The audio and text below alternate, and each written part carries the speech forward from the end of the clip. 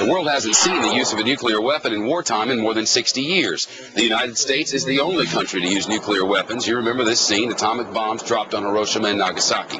So with a crumbling government in Pakistan and rising extremism in the region, could this be a perfect storm for a terrorist to get a nuke? Our guest says yes. Carolyn Wadhams is a national security analyst for the Center for American Progress. Carolyn, how serious is this threat? I actually don't think that it's likely that terrorists could get control of nukes.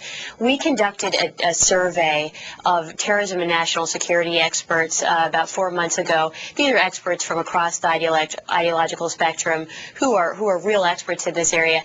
Now, they thought if any country was likely to transfer nuclear weapons to terrorists, it would be Pakistan. But overall, it's not a likely scenario. The military do have strong control, and the military do not have an alliance with Al-Qaeda.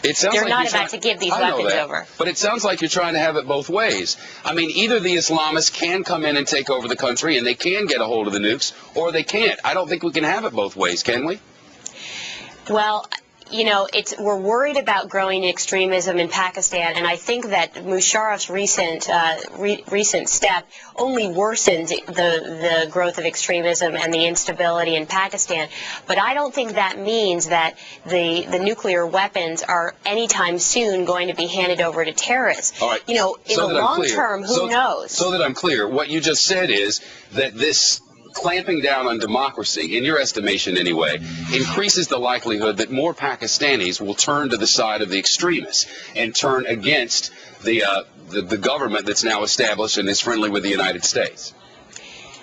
That over the long term, I think that if you continue to suppress civil society in Pakistan, if you continue to have, if you do not have a functioning democracy, that will allow extremism to flourish. Now, over the long term, that's very dangerous.